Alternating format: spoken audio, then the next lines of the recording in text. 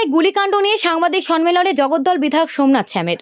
যে গুলি খেয়েছে সে বলল প্রকাশ চৌধুরী ওখানে কোনো কনফ্রন্ট্রেশনে ছিল টিএমসি এবং বিজেপি, বাড়ির থেকে খেয়ে সেখানে গিয়ে দাঁড়াতে হঠাৎ করে ওকে বলে এও তো টিএমসি করে, এর বাপও টিএমসি করে, বলে একটা গুলি চালিয়ে দিল।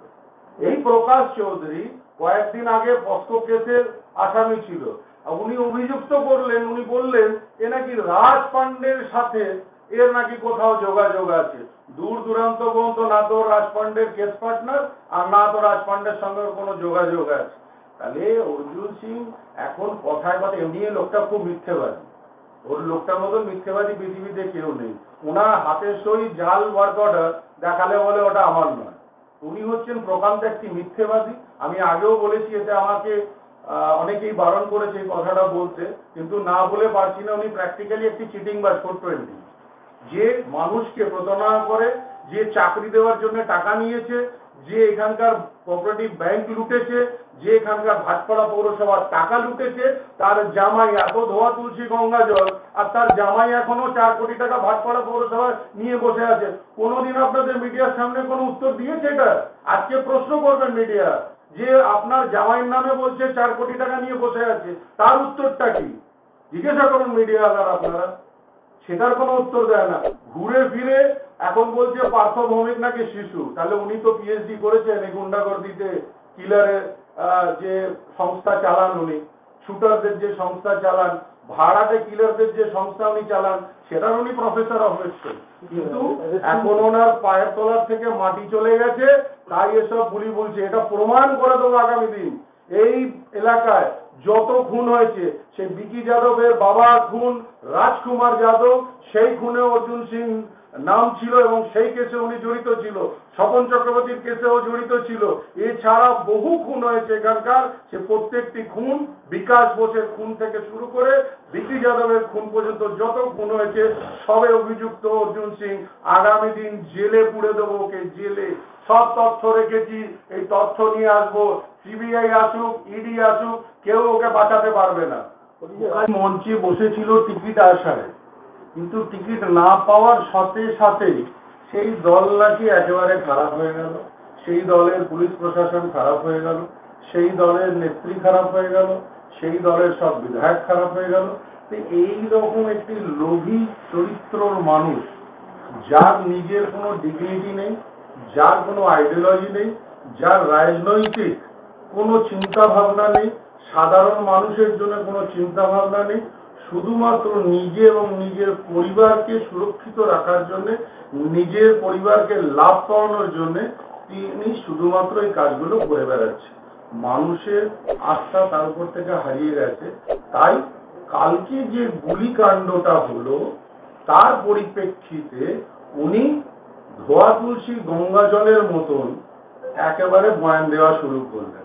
উনি এটা ভুলে গেলেন যে পাপ্পু সিং উর্ফ সঞ্জিত সিং, তার ভাইপো, এখনো কিন্তু বিকি যাদবের খুনের দায়ে সে জেলের ভিতরে আছে। সেটা নিয়ে না বলে উনি খুঁজতে আরম্ভ করলেন অন্য মানুষকে, যাদের এই কালকের গুলিকাণ্ডের সঙ্গে কোনো যোগাযোগ নেই দূর পর্যন্ত। আমার মনে হয় কোথাও উনি মানসিক ভারসাম্য হারিয়ে ফেলছেন। এবার বলুন। প্রকাশ চৌধুরী যে নাম উঠছে, বলছে প্রকাশ চৌধুরী আপনাদেরই লোক, এবং যে রাজ পান্ডে আছে আপনাদের তৃণমূলের, সেই রাজ পান্ডের সাথে। আমি এটার জন্যই আপনাদের ডেকেছিলাম, এটার উত্তর দেওয়ার জন্য।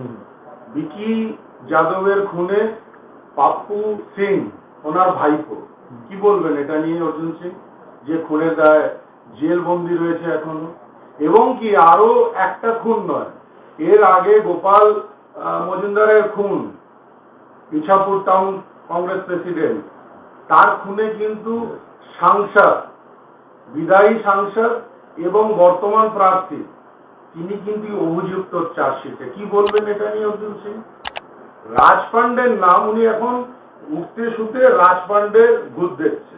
ওনার কোথাও মনে হচ্ছে যে রাজ পান্ডে থাকবে নাকি ওনার ইলেকশনে অসুবিধে হবে। আমি ঠিক এইভাবেই একটা চক্রান্ত করে 2021-এর ইলেকশনে রাজ পান্ডেকে একটা কেসে জড়িয়ে, যে কেসে ও কোন রকম ভাবে জড়িত ছিল না, দূর দূরান্ত পর্যন্ত কোথাও ছিল না, সেই কেসে এফআইআর নেমড করিয়ে উনি কে অভিযুক্ত করলো। পরবর্তীকালে দেখা গেল যে মারা গেছে যে ছেলেটি, তার বাবা স্পষ্ট ভাষায় বলে কোনো জায়গায় রাজ পান্ডের ছবিও নেই, কোনো জায়গায় রাজ পান্ডের সঙ্গে জড়িত নয়। কিন্তু অর্জুন সিং কিন্তু আজকেও খুঁজে বেড়াচ্ছে। অর্জুন সিং কি ভুলে যাচ্ছে তার গাড়িতে এখনো একটা দুষ্কৃতী বসে চলছে? নামটা আজকে খুললাম না, এর পরের দিন খুলবো। অর্জুন সিং এর গাড়িতে একটি সাইকো কিলার, যা বর্তমান ডেটে যার এগেন্স্টে 32টি মার্ডার কেস আছে, তাকে কিন্তু সময় সময় দেখা যাচ্ছে অর্জুন সিং এর গাড়িতে।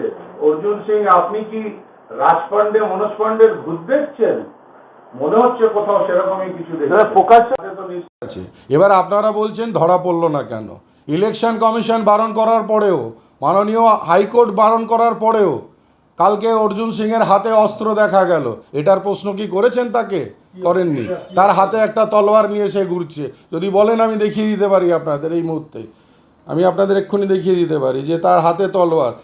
হাইকোর্ট বারণ করেছে, ইলেকশন কমিশন বারণ করেছে, সেখানে উনি ব্যানার্স লাগাচ্ছেন নিজের ছবি দিয়ে, উপরে রাম, তার সাথে উনি ছবি লাগিয়ে প্রকাশ্যে রেখে দিয়েছেন মেন রোডের উপরে ওভারগেট করে।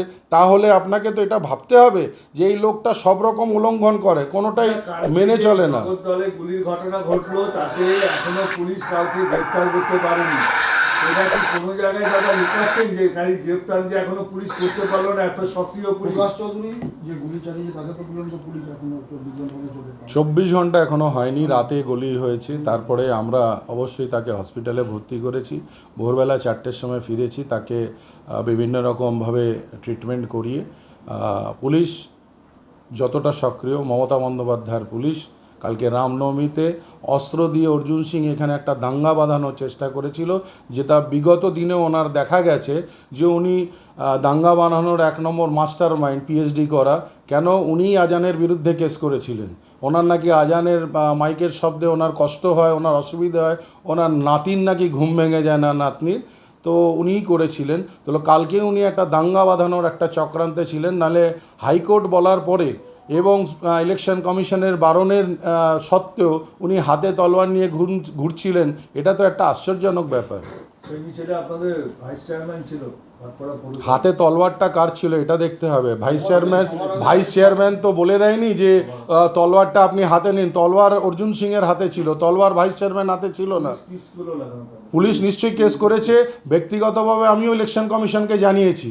এটা শয়ের কথা হচ্ছে না, অনেক মানুষ অনেক কিছু করে। এখানে যিনি নিজেকে ব্যক্তিত্ব হিসেবে পরিচয় দিচ্ছেন, যিনি বিদায়ী সাংসদ, তিনি একটা যদি সমাজে থেকে সে সমাজের কথা, মাননীয় হাইকোর্টের কথা উল্লঙ্ঘন করে, ইলেকশন কমিশনের রীতি রেওয়াজটাকে ভুলে যান, তাহলে তার থেকে আর বড় সমাজ বিরোধী কে হতে পারে?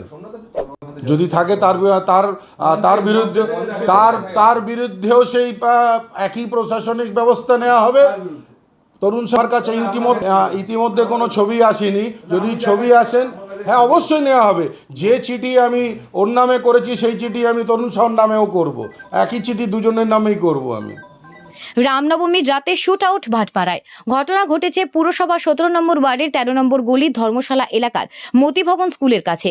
দুষ্কৃতী ছোড়া গুলিতে আহত হন পিন্টু চৌহান নামে এক যুবক। তার গলায় গুলি লেগেছে। চিকিৎসার জন্য তাকে ব্যারাকপুর বিএন বসু মহকুমা হাসপাতালে ভর্তি করানো হয়েছে। কি কারণে এই শুট আউট তা খতিয়ে দেখছে জগদ্দল থানার পুলিশ। খবর পেয়ে হাসপাতালে যান তৃণমূল প্রার্থী পার্থ ভূমির, সঙ্গে ছিলেন বিধায়ক সোমনাথ শ্যাম।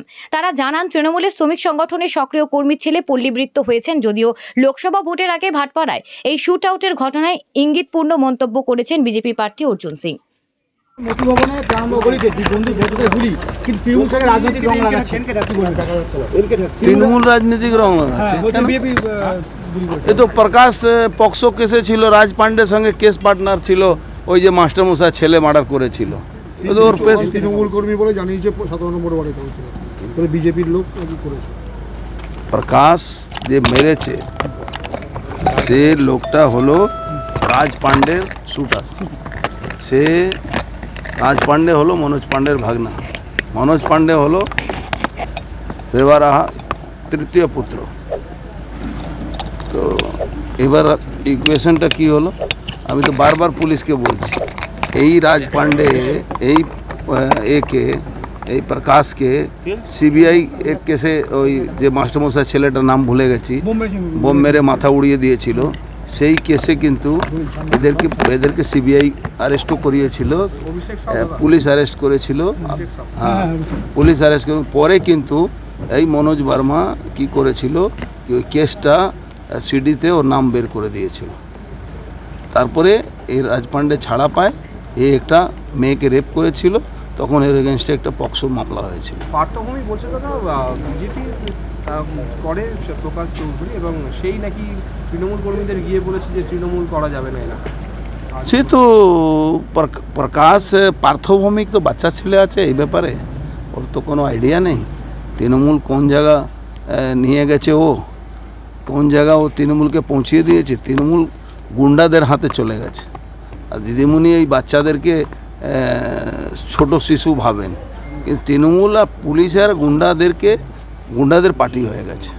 এখন এই পুলিশ আর গুন্ডাদের পার্টিকে নিয়ে আমাদের ঘর করতে হচ্ছে, তাই মানুষ বিরুদ্ধে যাচ্ছে। আর প্রকাশ কোন পার্টি করে কোন পার্টি না করে এটা তো খাতায় লেখা আছে, পুলিশের খাতাও আছে। মনোজ পান্ডে বলে যে বিজেপি করে, বিজেপি অনেকদিন ধরেই বিজেপি করে, কে ছাড়িয়ে নিয়ে এলো বিজেপি করে? তা বিজেপি করে তো যার গুলি লেগেছে সে কি বলছে? সে কিছু বলেছে বিজেপি করে না সিপিএম করে? ধরতে পারলো না প্রকাশকে। ধরতে পারবে কেন? পুলিশই তো সোমনাথ শ্যাম, মনোজ পান্ডে, দিন রাত মনোজ পান্ডে থানায় বসে থাকে। একটা থানায় জিডি লেখা হয় আর ও একটা জিডি লিখে, কোথায় থেকে কোন রোজগার করতে হবে, কোথায় থেকে কাকে ছাড়াতে হবে, কোথায় মদের থানার পিছনে মদের ঠেক চলে, সেই নিয়ে ওই গন্ডগোল হয়েছিল রাজ পান্ডে আর একটা কোন আর ক্রিমিনাল এসিপির অফিসের পাশে ব্যাপক মারামারি হয়েছিল, তখন রাজ পান্ডে মনোজ পান্ডেকে পিটিয়েছিল।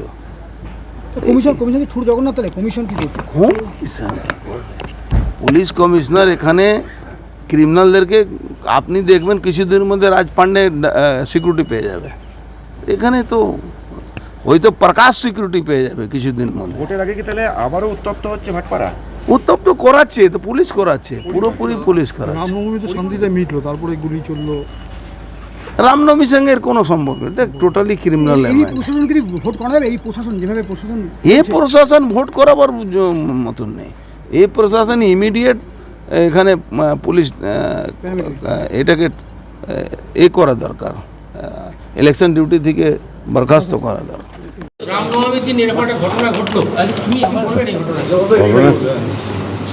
ঘটনাটা দুঃখজনক। আর ইন ডিটেলসটা আগে ছেলেটাকে সুস্থ করে বাড়ি ফিরে নি। ছেলেটার নামও বলে দিয়েছে কে গুলি করেছে, তার পরেরটা পরে বলবো, আগে একটু ছেলেটাকে সুস্থ করবি। ওকে তো আগে হ্যাঁ তো তৃণমূলে, কিন্তু আমি পুরো ঘটনাটা না জেনে আগে ওকে সুস্থ করে নিই, তারপরে ও যদি সুস্থ হয়ে যায়, কারণ গুলিটা বেরিয়ে গেছে। না এই জিনিস আমি তো বলছি, এই গুন্ডাগর্দি আমি শেষ করবই, এটা আমাদের প্রতিজ্ঞা। যারা ভাবছে এই গুন্ডামি করে ব্যারাকপুর মানুষকে ভয় দেখিয়ে রাখবে, তাদের এই দিন 4 তারিখে শেষ হয়ে যাবে, এটুকু দায়িত্ব নিয়ে বলছি।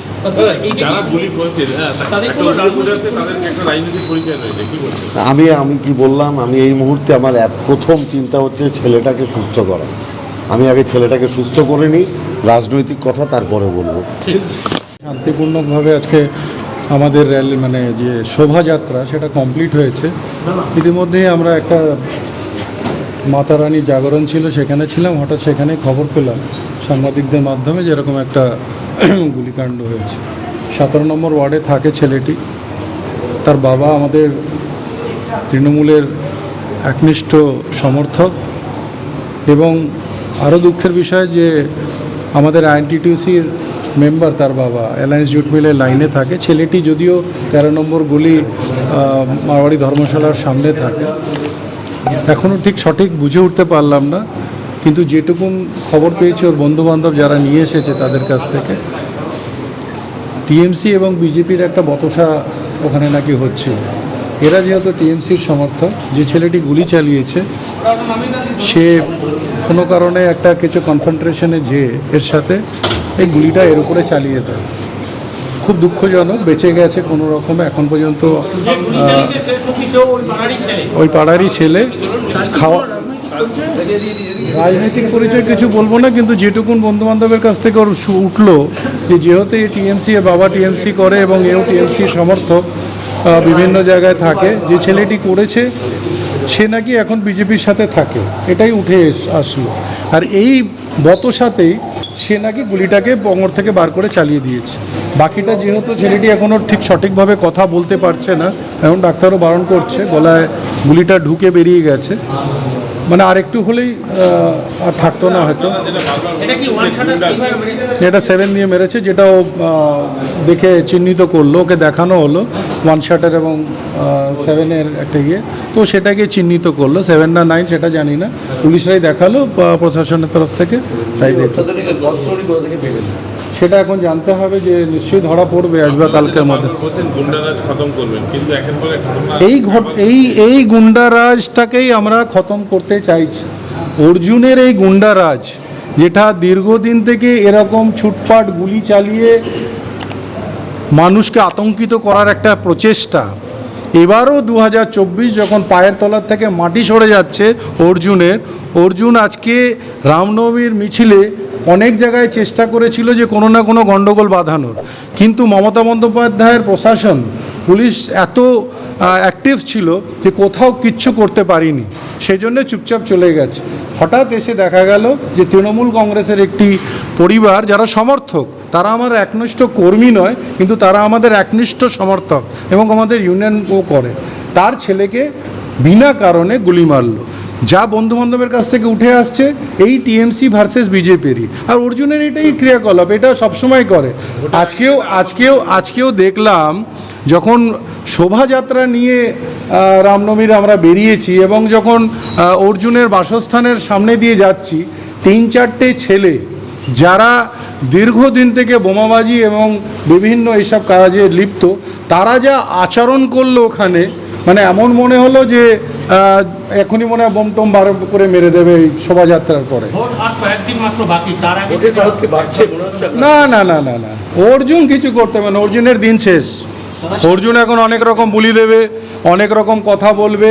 এখন আসল হচ্ছে ও এখন কোনো রকম দিশা নেই ওর কাছে, ও দিশাহীন। এমনিও তো ওর কোনো আইডিওলজি নেই, ওর কোনো এথিক্স নেই, ওর কোনো রাজনৈতিক পরিচয় নেই, ওর কোনো মনুষ্যত্বর পরিচয় নেই। সেই মানুষটা আজকে যে করে হোক বিজেপির টিকিটে এখান থেকে আমাদের ব্যারাকপুর লোকসভার থেকে দাঁড়িয়েছে, এবং বিজেপিরও কাছে কোনো প্রার্থী ছিল না বলে অর্জুনের মতন একটি মানুষ যে বিকি যাদবের খুনে, সে এবং তার ভাইপো যারা লিপ্ত এবং জেল খাটছে, তার ভাইপো বিকি যাদবের খুনে, শুধু একটা খুন নয়, এরকম একাধিক খুন। কিন্তু এইবার এই অর্জুনের এই গুন্ডাগর্দি, ভয় পাওয়ানোর যে জিনিসটা শেষ হবে, এবং যে ছেলেটা গুলি চালিয়েছে তাকে চিহ্নিত করা হয়েছে, সে অন্তত নামটা বলে দিয়েছে, তাকে ধরলে বাকিটা ক্লিয়ার হয়ে যাবে। কিন্তু কোথাও না কোথাও অর্জুনের যোগসাযোগ আছে। আপনারা জানেন ইতিমধ্যেই কালকে একটা ভুয়ো ফোন এসেছিল পাকিস্তান নাম্বার থেকে, সেটাও দেখা যাবে কোনো না কোনো জায়গায় অর্জুনেরই কোনো সাক্ষাৎ হবে, কেন দুবাই অর্জুনের ব্যবসা, ওর ছেলে পবনের দুবাই ব্যবসা, ঠিক আছে, ব্যাংককে ব্যবসা, তো এইসব ব্যবসাগুলো করে বিদেশে, সেখান থেকে ওর ফোন দিয়ে একটা ধমকি পাঠিয়ে দিয়েছে। কোর্টের নির্দেশ সত্ত্বেও সাংসদকে আজকে দেখা গেল শোভাযাত্রা অস্ত্র হাতে, আমি তো বললাম এই মানুষটার কোনো চরিত্র নেই, এই মানুষটার কোনো ডিগনিটি নেই, এই মানুষটা অর্জুনের কোনো আইডিওলজি নেই, ও শুধুমাত্র নিজেকে চেনে। ও কাউর নয়, ও হিন্দুরও নয়, ও মুসলমানেরও নয়, ও কোনো জাতের নয়, ও শুধু নিজেকে চেনে, নিজেকে ভালোবাসে। এখনও করছি আর আগামী দিনও করব। मुंजी का लड़का का किसको लगा? लड़का का नाम किसको लगा? इसको नाम सुनते पिंटू का। पहले हम लोग को भरेता रहा, अभी तो हुआ लाइन में चले गए। भाड़ाटिया था पहले 2 बरस आगे वो लोग चल गया। मेरा घर कहाँ चल गया? रेल लाइन है ना, मिल का जो कहाँ है, मिल का। कौन मिल का लाइन? कौन मिल? अलायंस। अच्छा, वो पे चला गया। नाम के घर बसाओ शादी। ओ भाई 2 बच्चे पहले चला गया, 2 बच्चे पहले। उसका नाम की लड़का का नाम क्या है? बाप के नाम है बलराम चौहान, लड़का का पिंटू चौहान, जिसको गुल्ले लगा है। सुने तो उम्र कितना उसको? उम्र कितना नहीं जानते सब। बलराम चौहान पिताजी। हाँ।